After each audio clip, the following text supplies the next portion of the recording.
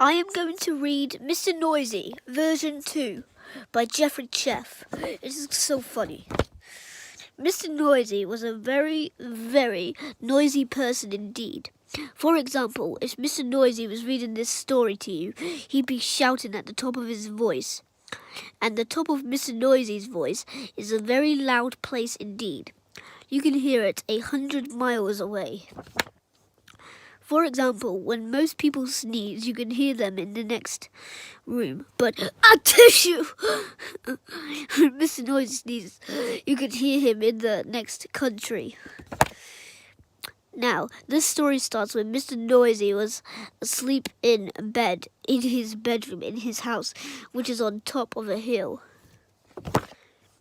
He was snoring, and as you can well imagine, when Mr. Noisy snores, that is a snore worth hearing. It sounds more like a herd of elephants than a snore. Then Mr. Noisy's alarm clock went off. Mr. Noisy's alarm clock sounds like no other alarm clock in the world. It sounds more like a fire engine.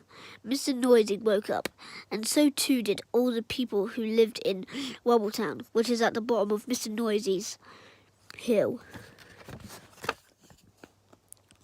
Later that day, Mr. Noisy decided that he had to go shopping. He went out of his house, shutting the door behind him. Bang!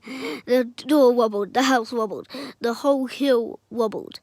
Wobbletown wobbled, even a bird flying high above wobbled. Then Mr. Noisy walked down the hill. Clump, clump, clump. He walked into the baker's shop. Crash went the door as he opened it. Bang went the door as he shut it. I'd like a loaf of bread, boomed Mr. Noisy to Mrs. Crumb, the baker's wife. Mrs. Crumb trembled and sold him a loaf. Wheezing. Then Mr. Noisy walked along the street to the butcher. Clump, clump, clump. He walked into the butcher's shop. Crash went the door as he opened it. Bang went the door as he shut it. I'd like a piece of meat, boomed Mr. Noisy to Mr. Bacon the butcher. Mr. Bacon trembled and sold him some meat.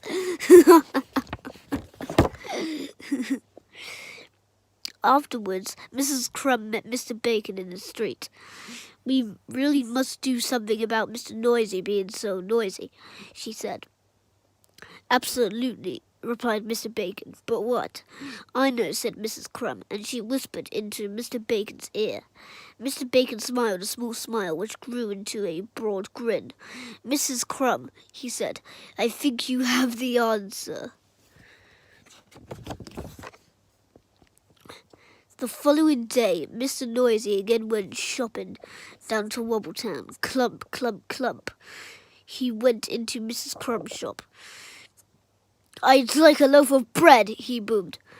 Sorry, what did you say? Asked Mrs. Crumb, pretending not to hear. I'd like a loaf of bread, Mr. Noisy shouted. Sorry, said Mrs. Crumb, putting her hand to her ear. Can you speak up, please?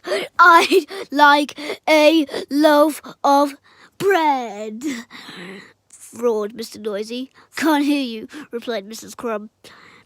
Mr. Noisy gave up and went out. Mr. Noisy went into Mr. Bacon's shop. I'd like a piece of meat, he boomed. Mr. Bacon pretended not to notice. I'd like a piece of meat, Mr. Noisy shouted. Did you say something? Asked Mr. Bacon. I said I'd like a piece of meat, roared Mr. Noisy. Pardon, said Mr. Bacon. Mr. Noisy gave up and went out and went home and went to bed, hungry. The day after, Mr. Noisy tried again. He went into Mrs. Crumb's shop. I'd like a loaf of bread, he boomed. A what? Asked Mrs. Crumb. Mr. Noisy started shouting at the very top of his voice. A loaf of, and then he stopped, and then he thought, and then he said quietly, I'd like a loaf of bread, please, Mrs. Crumb. Mrs. Crumb smiled. Certainly, she said. Then Mr. Noisy went into Mr. Bacon's shop. "I'd like a piece of meat," he boomed. "Did you say something?" asked Mr. Bacon. "Yes, I did," shouted Mr. Noisy at the very, very top of his voice. "I said I'd like a—" And then he stopped, and then he thought. And then he said quietly, "I'd like a piece of meat, please, Mr. Bacon." Mr. Bacon smiled. "My pleasure," he said. So carrying his bread and meat, Mr. Noisy set off home, up the hill, clump, clump, clump. Then he stopped. Then he thought. And then, do you know what he did?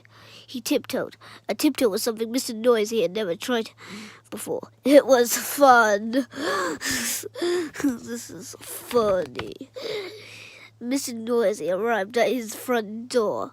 He put out his hand to open the door, and then he stopped, and then he thought, and then, do you know what he did? He opened the door very quietly, and he stepped inside, and then he shut the door very gently. Quietly and gently were two things Mr. Noisy had never tried before, either. That was fun, too. And do you know something? From then until now, Mr. Noisy isn't anything like as noisy as he used to be. And do you know something else? The people of Wobbletown are delighted, especially Mrs. Crumb and Mr. Bacon. And do you know something else? Mr. Noisy has learned how to whisper.